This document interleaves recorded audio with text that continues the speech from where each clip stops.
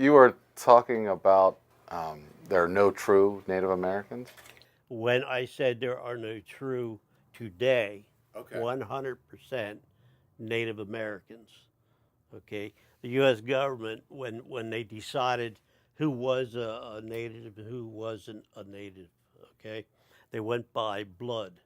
If you look at history, as far back as what is recorded, and everybody knows, they say, oh, good Christopher Columbus came here, which he didn't. It was the Andes, India. The only women that were here for these explorers when they crossed the seas were American Indian women. So you take a shipload of men on the high seas for 3 to 6 months, they get off those boats, bingo. Okay, so every foreigner, every other continent that came here, country, the Vikings, even the black man, as slavery was a big issue with the American Indians because we were involved in it in a much later date. But when the Spaniards came from California, the English, the British on the eastern coast, women were the only thing that were here were Indians. Their wives didn't come with the ships to kill, to raise, to start war with the Indians. So, being said that so early in history, even before Columbus, this was going on. The bloodline was starting to get penetrated. We've been here since 300 BC. So, when the Vikings, who were the first to build ships, when they came into California and they set up a trade unit with the Indians there, they also mated with the Indian women. Okay, so as the trade route advanced towards the East Coast, and the Indians of the East Coast, after we had got invaded here, well, DeSoto, he came right up the Mississippi Valley with his men. They raped and they killed. Now, every time, if you're a Spaniard and the woman's an American Indian, she has the baby's going to have mixed blood. It's not going to be, referred to as a full blood Indian anymore. Okay, so that would be generation one. When naturally the American Indians generally turned their backs on mixed blood Indians. Okay, uh, there's a whole, we could talk about that for days.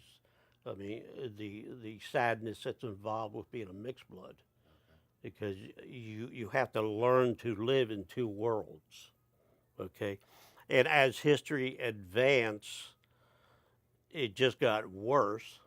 The government would take these people and they would turn them against other Indian people.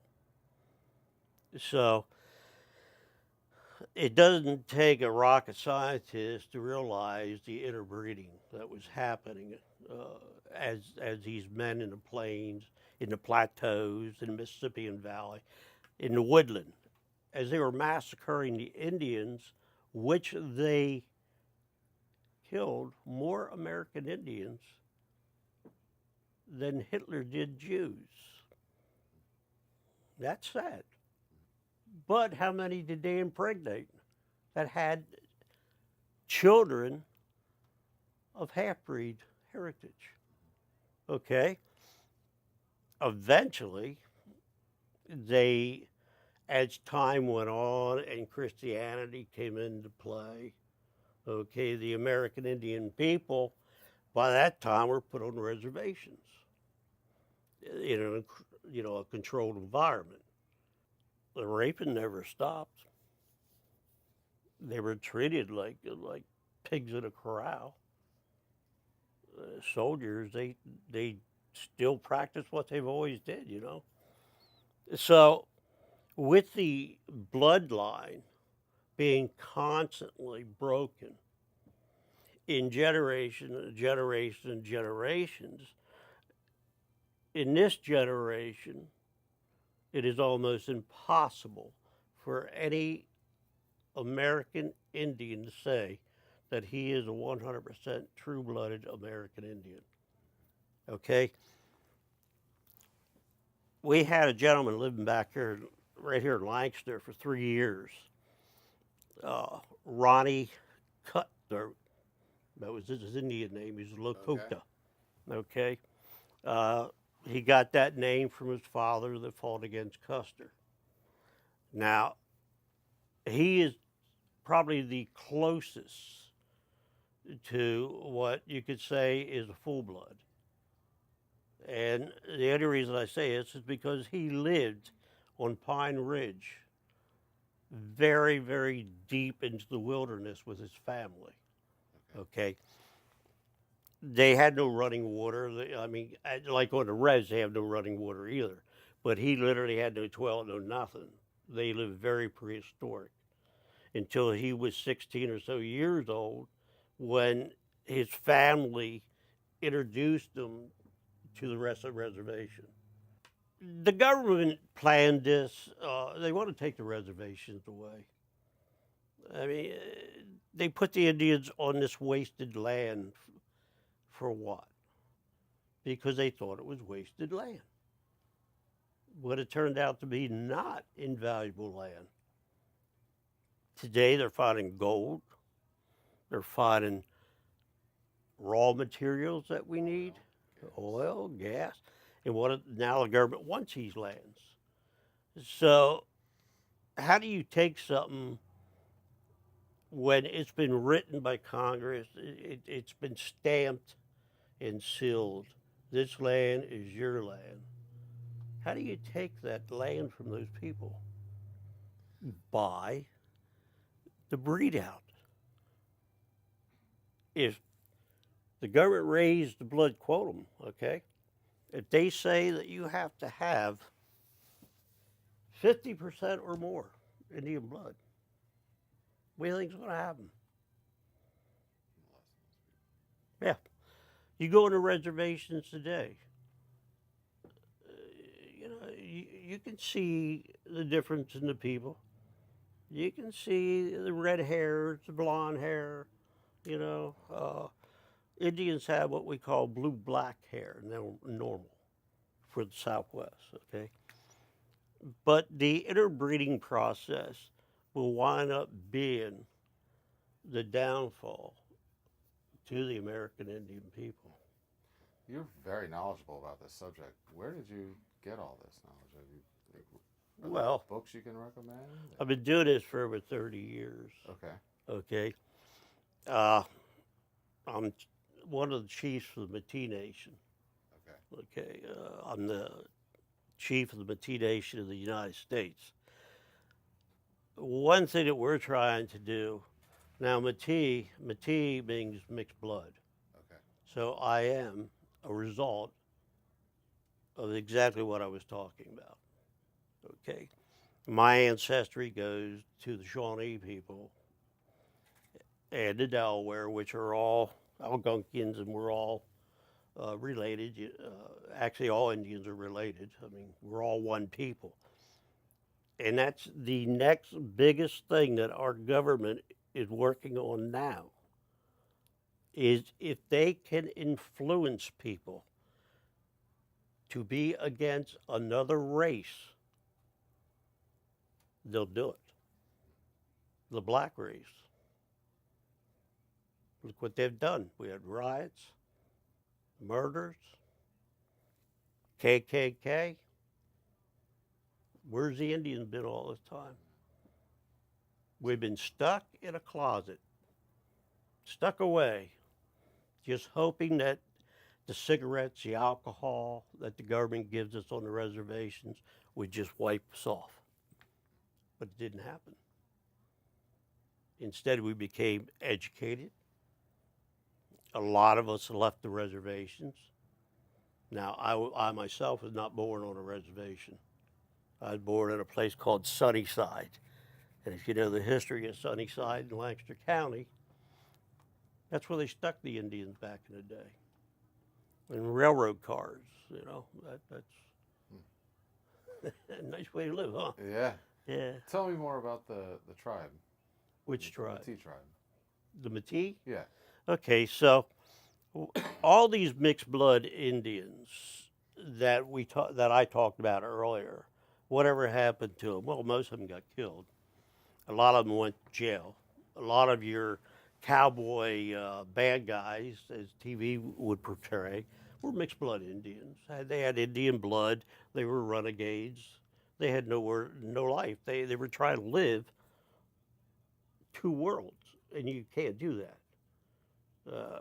If you're got Indian blood and you got white man blood, and we'll refer as white man as the minority of other races too, okay? How do you levy the two of them?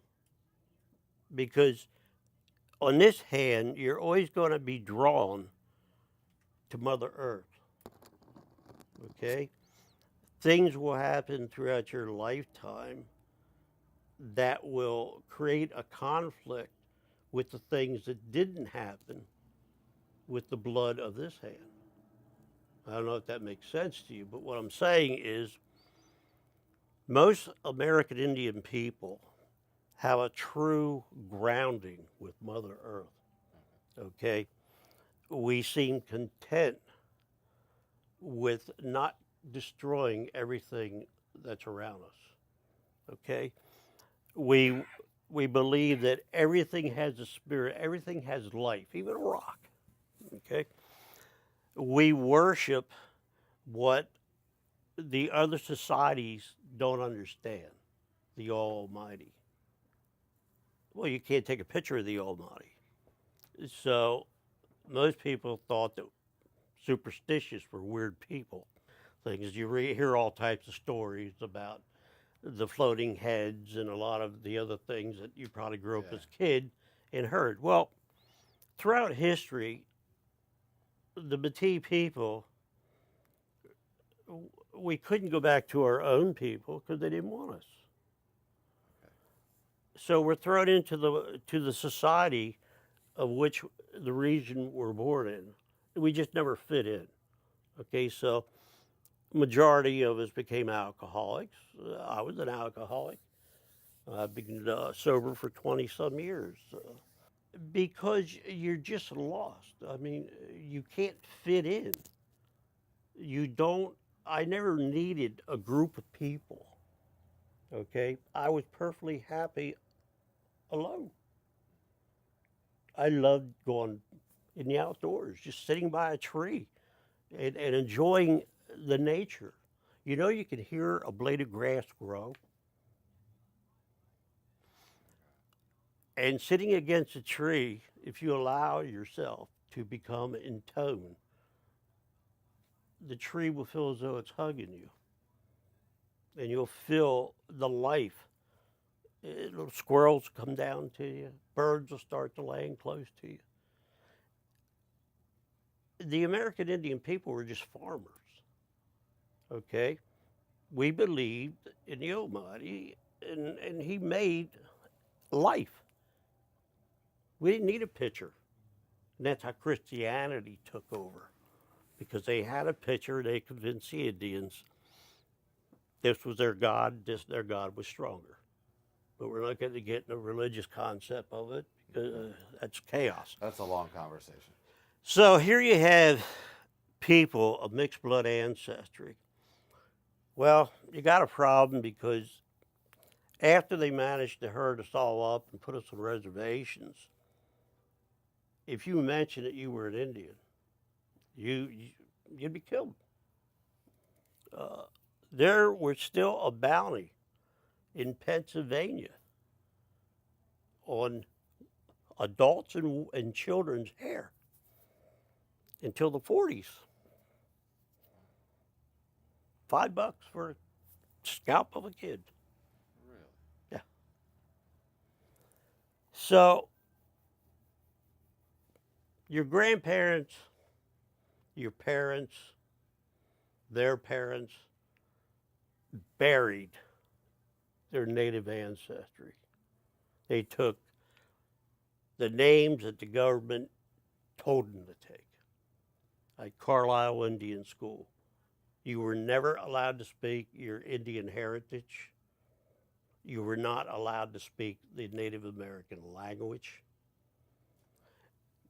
They cut your hair as soon as you got there.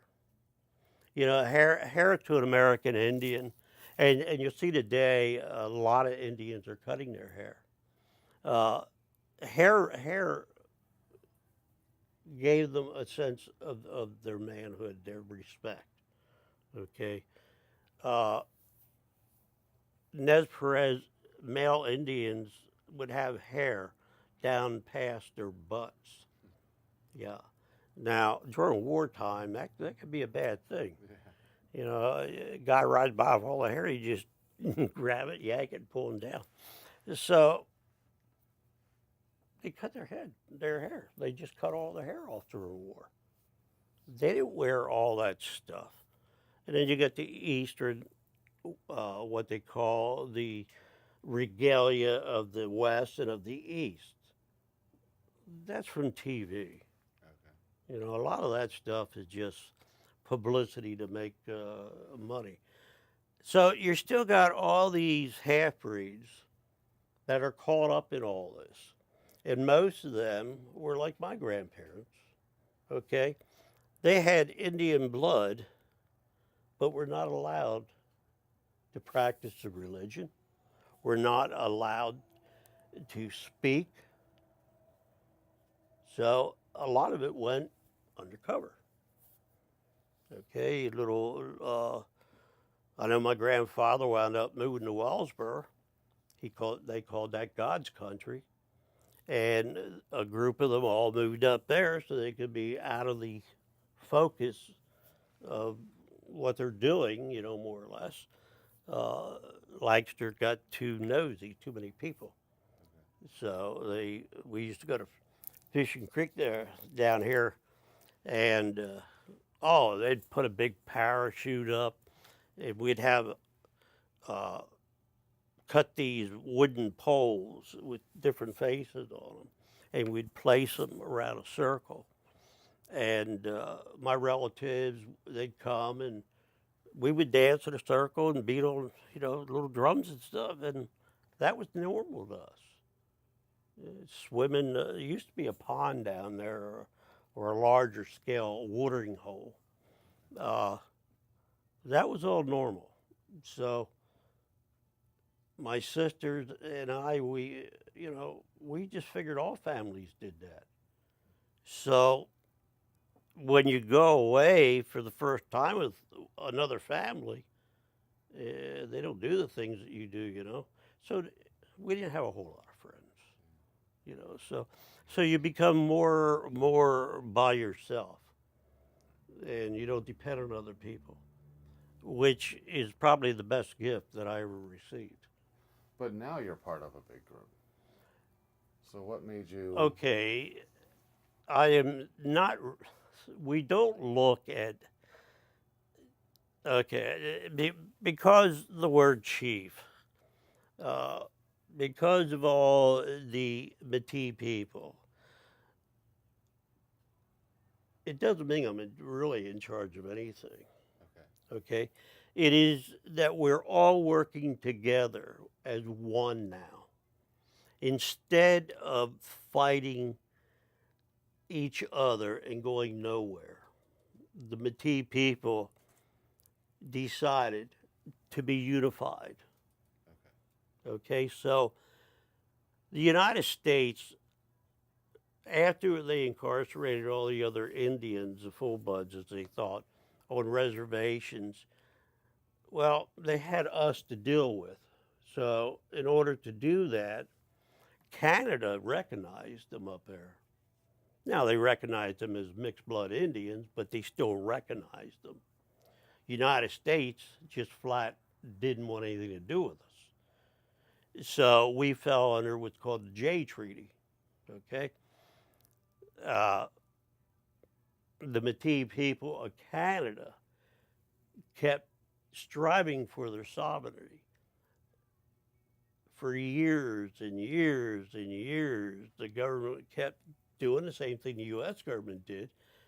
We don't want to hear it. You know, you're not the first people. Surprisingly enough, science has proven that the Métis people are the original American Indians. Now, why weren't we discovered? Well, it's because of where we resided. We were in an area so far up in Canada that all the action of taking over this continent was happening below us. We were at a very high altitude, very cold.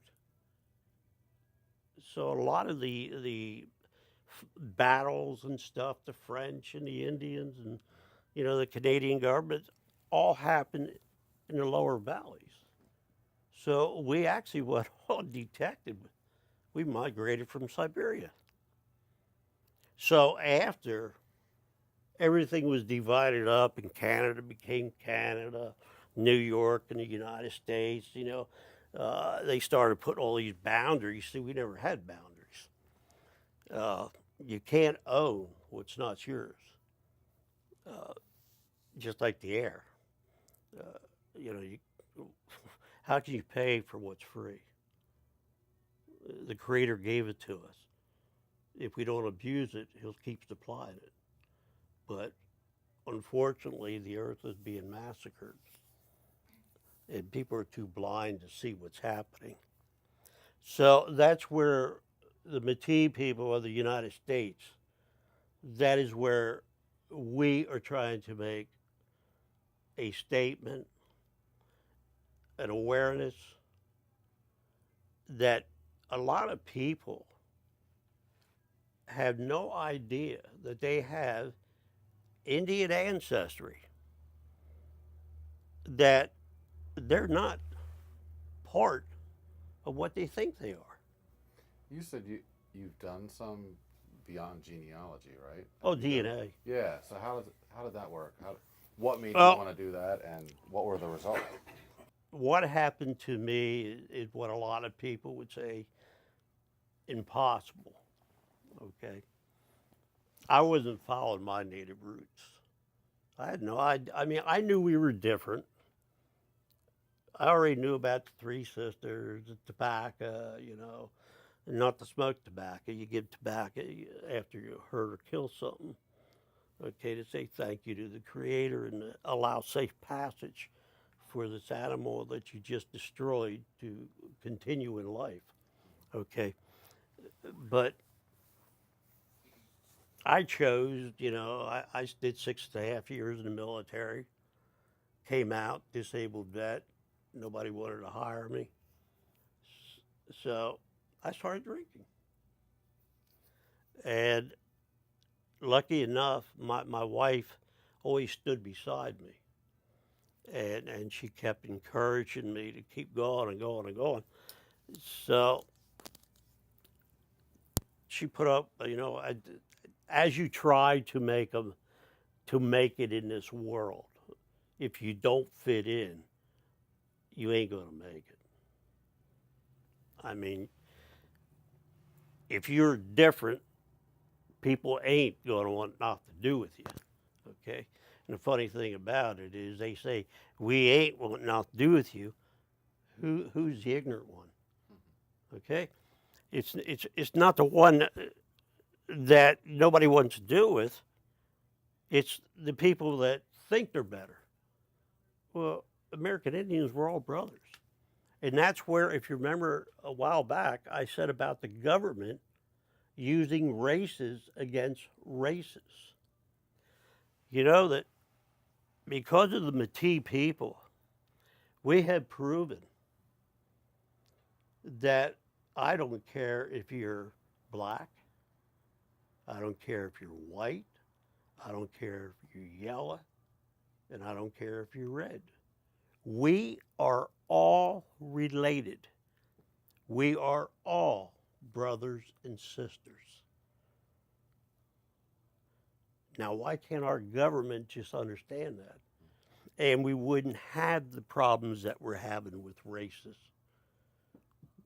We're all just brothers and sisters. To go back to the genealogy, how did you? Genealogy will prove if and how much Indian blood you have. Okay. And Okay. you did that? Oh yeah, Okay. yeah. We require it to be a member of the Métis. Okay. And that's one of the requirements. You have to bring a DNA to me, and then we'll sit down and review it. And if you meet the minimum requirement, all you need is 1%. Okay. Okay? And if you have that 1% and it's verified by, there's about 4 or 5 genealogy companies that we respect, okay? Well, we use 23andMe a lot more than the others. It's a firm out of Canada. Yeah, I've seen their commercials on TV. Yeah. If you do decide you want to do a DNA and you're looking for a specific heritage, make sure you tell them what heritage you're looking for. If you just set in a DNA and do not stress that you want a Native American DNA done, you're not going to have a Native American DNA show up. Oh, really? Yeah. Yeah, they'll just they'll do whatever your last name is. Next thing you know, you'll be told you have brothers and sisters and uncles and aunts in every part of the world. My results, my sister and I, we were actually dumbfounded. We knew that my grandmother was Shawnee, and we also knew that my grandfather and grandmother on my father's side were Delaware Indians. Okay, they both typical what people expected an Indian: the dark skin, the dark hair, the statue of their built and stuff, the typical facial features, the wrinkles, and that's who taught us a lot more than what our grandmother on my mother's side did. Was my grandfather. He called all white people shishoasses. What does that mean? Shishoasses? Shishoasses? Yeah. I don't know that. You'll have to look it up. Okay. Google. But he just always told us never trust the white man. Your grandfather don't tell you that just for the sake of telling you that. He was trying to teach us without putting us in jeopardy of danger. Now, my grandmother was also very dark on my mother's side. Her husband was a Métis, which is a half-breed, okay, of Mohawk. Grandma was also a Métis, and her Métis part was the Shawnee part. The other was German. So here you had 2 people that were both married before. Grandma had a kid out of marriage, which you don't hear of, okay, back in those days. And being that she was part Indian, nobody wanted anything to do with her, okay? So, a lot of these women back in the early 30s and 40s that got labeled, it was only because they were not accepted by anyone.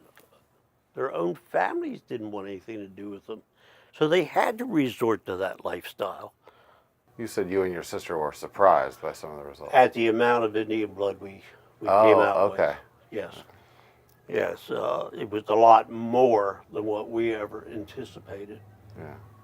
Now, do you tap into those specific, is it tribes would be the right word to say, the Shawnee and the Delaware and the... Now, once you do a DNA and you have over the U.S. government standard, minimum standard, being classified as federal Indian, okay, you can go to the tribe and you have to apply to be accepted by the tribe. Okay. Okay? Now, if the government has a surplus in money that they can tell the tribe council, okay, you can take on some new members this year. We can afford new members.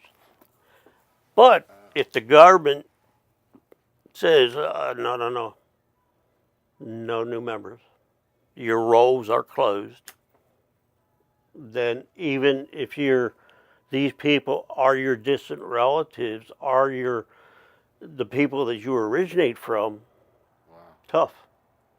I mean, they'll look at you and they'll give you okay, yes, you are part of us, but you can't live here. Okay, that is a normal case in most situations. I've had 3 people in my experience that they were all 3 of them were Cherokee, mixed blood Cherokees, and out of the 3, they made it quite hard for these people to prove that their heart was true as what it's supposed to be for, being part of the Indian family. They went down, and on 3 occasions they had to be interviewed by a council of Cherokee elders. And out of the 3 different families, they completely denied one family. There was 5 of them in the family. They completely denied 4 of that family. The 5th one, which was a woman, a young girl, she was the only one that they would take allowed. Now they all had the same DNA. Yeah.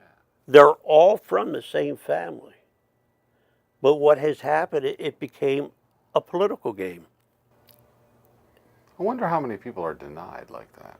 A lot of people don't get denied. I'm part of the Independent Shawnee in Kansas. Wrote a letter, sent it out to them, and with the amount of Indian blood that I have, which is well over 70%, they still rejected it. Now, that's probably more blood quantum than what most of them have. Yeah. You know, and that comes to what does an Indian look like? Okay. Does any of you know what an Indian looks like?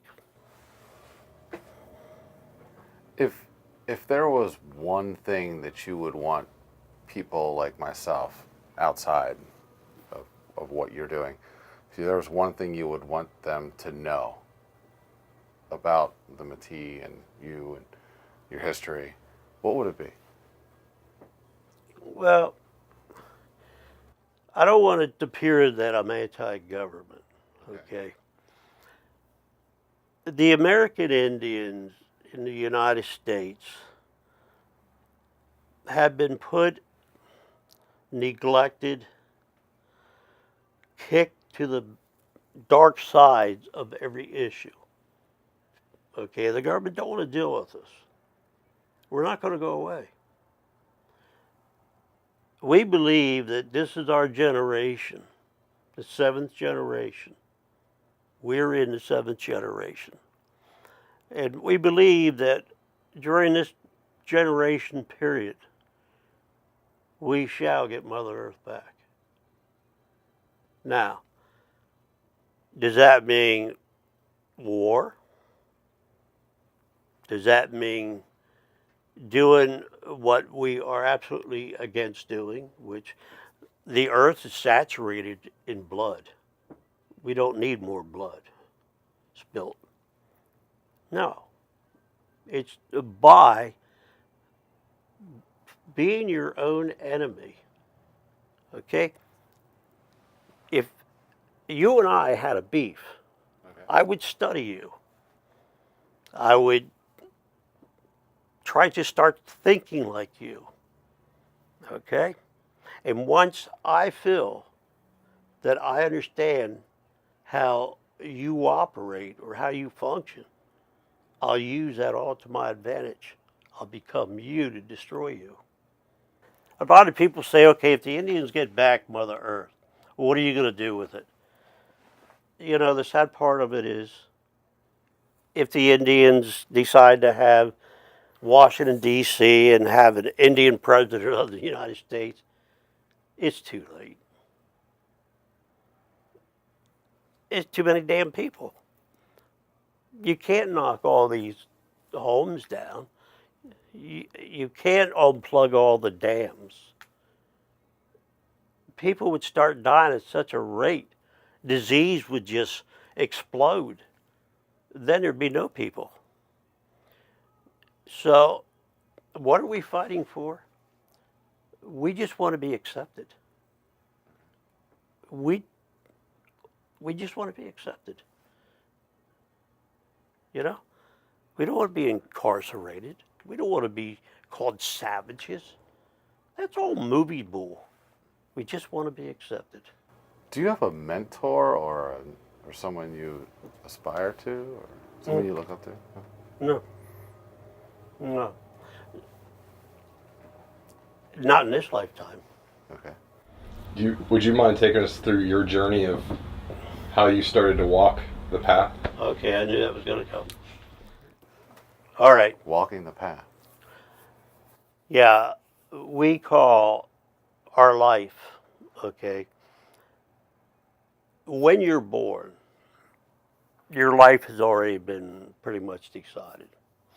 Okay, if you're born into a family of warriors, you're going to be guided in that direction. Your worth to the tribe will be known before diapers ever hit your butt.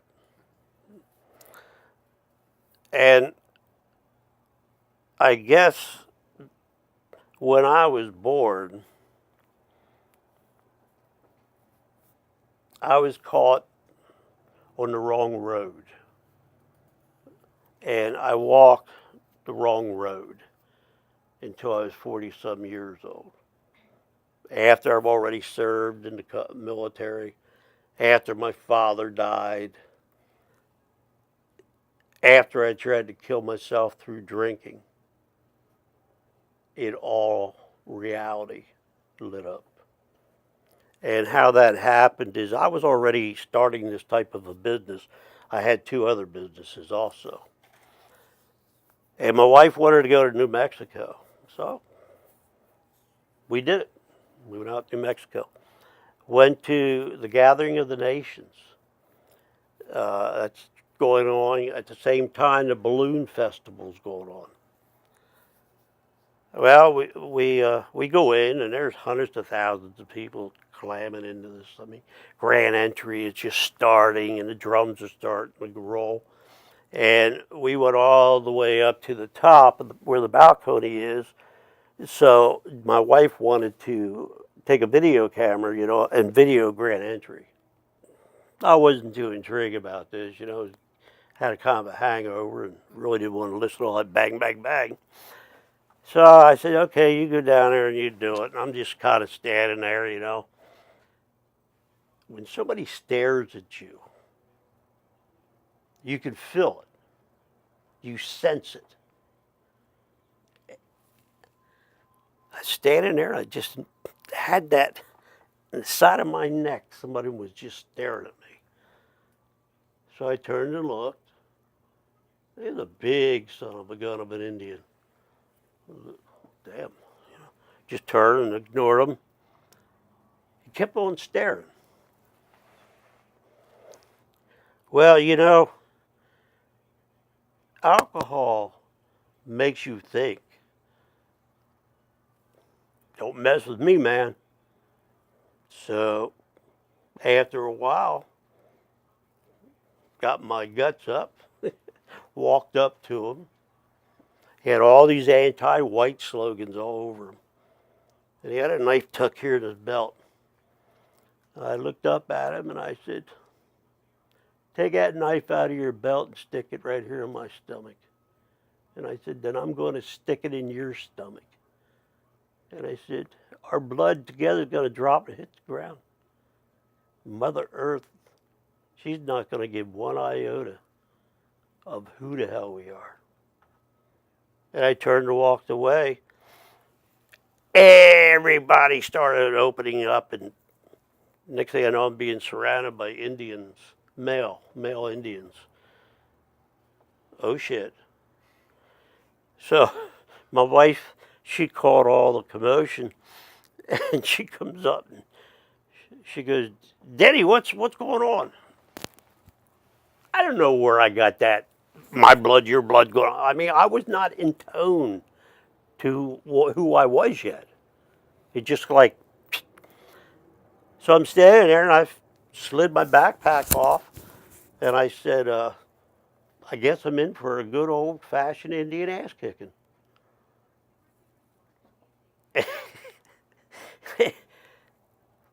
Then it just kind of like you're in a trance. And this man was walking between the crowd. He had extremely long dark hair and he walked with a limp. And he caught my eyes. And you know when somebody locks on your eyes, it's like they're piercing through you. And we locked eyes. He started to say things that there was no way in this earth that he would even know about me. But he told me things that I never told my own wife. He took me on a journey from when I was very, very small. And you could see yourself, which I did. You could actually, in your own mind, you could actually, see.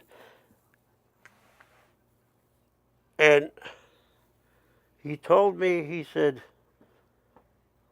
when he was done, he said, your name is One Wolf. He said, it is now time to walk the red road. Now, he turns and starts walking away. I mean, I'm like, holy shit, did this really happen? My wife had not to do with any of this. She was, she was just waiting for me to get my ass kicked. And I said, Jen, did this really happen? Did this guy just take me in this, wow, is this real? And she said, yeah. Well, the guy's walking away, so naturally, I got to know more, man. You got. So I ran, tapping on the shoulder. He turns around, and I said, "Hey, who are you?" And he goes, looks at me and kind of smiled, and he picked up a business card. See, there's vendors all the way around out there. When they're doing a powwow, there's vendors everywhere. In fact, there was 200 some vendors around the powwow on the inside and 600 some vendors on the outside. Gathering Nation is all Indians all over the world. They'll come there to dance and celebrate. So he gives me his confounded card, and he keeps continuing to go. Well, I'm kind of lost, but I got his card, I think. So, on the way home for 5,000 miles, I can't get this out of my head. I keep questioning my poor wife. I said, did that really happen, Jan? Am I going crazy? What really? And, she got so tired of hearing it, I'm sure, by the time I get home. But she kept reassuring me that it happened. Well, we weren't home but 3 weeks, and I called that number. And the guy that answered the phone hung up on me. I dialed it right back. He hung up on me again. That's some choice words. And by the third time, I decided I better not call him no more. He definitely ain't happy about this. Apparently, he just gave me a generic card from that vendor. I called my wife. We had the store opened up down the street here at Kendick. So, so I called my wife and I said, pack up. We're going back. I said, I'm going to find this son of a gun. So we drove all the way back out, and St. Joe's Indian School, I got little things around the store. We used to donate clothing to the children at St. Joe's Indian School. And when we stopped there first, Dave, who was the head administrative priest, he said, "Oh, the children have been waiting for you." Say what? We didn't tell nobody we were coming back out this early. So the kids took us to, they wanted to show us the museum. So anyway, we spent some time with the kids. And Dave comes over and he goes, "Oh," he says, "you're wanted up at the Coliseum." I'm thinking, oh shit. What do you mean I'm wanted? He said, "Well, they know. I'll tell you how to get there." So he tells me how to get there. We go. Powwow didn't start yet. Sat down. Well, we walked into the, the outside of the Coliseum. There's like stone benches all around the place. We walked in. There's an Indian woman holding a baby, and she had her children. Anyway, she had her children with her, and we walked in, and all these white folks are sitting down, and this woman is standing holding a child, and got her hand, hold. So my wife and I stood up because you got to be careful once you're out west. If you favor Indians over your own so-called race, you're gonna have a problem. So I just stood up and I invited her to come sit with my wife and I. And I said, if any of you's got a problem with that, deal with me. More or less challenged everybody that we were going to allow her to sit with us. So she came over. The one boy sat between me. She sat. There was another child, and then she stayed at the end. And my wife, and then it was like me, child, my wife, child, and then her. She just leans over and looks over to my wife, and she says, "We'll be praying for you." And she goes, "You're invited to come to the Sundance so we can pray for you." Now, my wife and I are just dumbfounded because we just found out that she was diagnosed with stage 4 lymphoma, and we told nobody. So now I'm really freaking out inside. Well, the powwow doors opened. Everybody starts going in. I walked in. This guy, this older gentleman, says, "The man you're looking for is not here." No, we told nobody we were coming, so, what the hell? Walk past the next vendor. It's a little bit older man. He goes, "Son, the man you're looking for is not here." And, you start to get a little agitated because you didn't tell anybody you were coming, so how the hell do they know who you're looking for? And I looked across the powwow circle, and I seen this man standing on the opposite side with real long dark hair, short stature, and I thought it was the man I was looking for, named Gray Elk.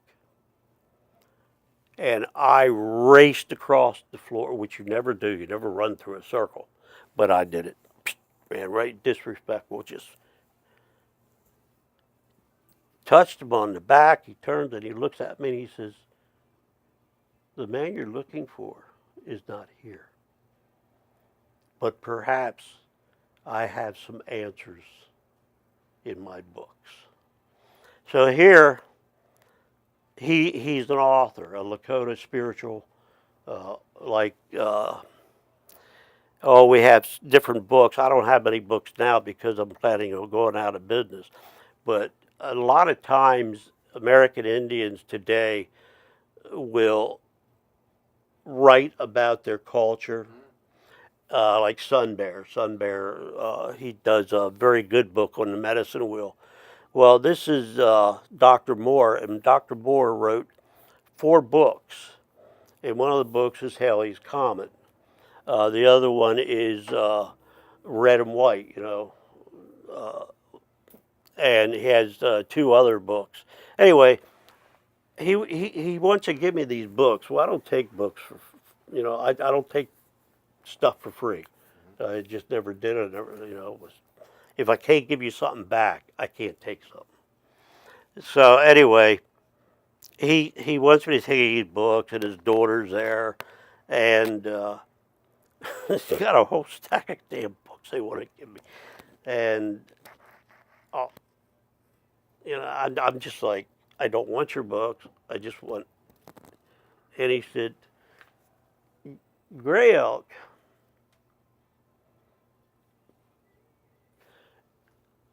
when he needs to see you, he's from the 18th century.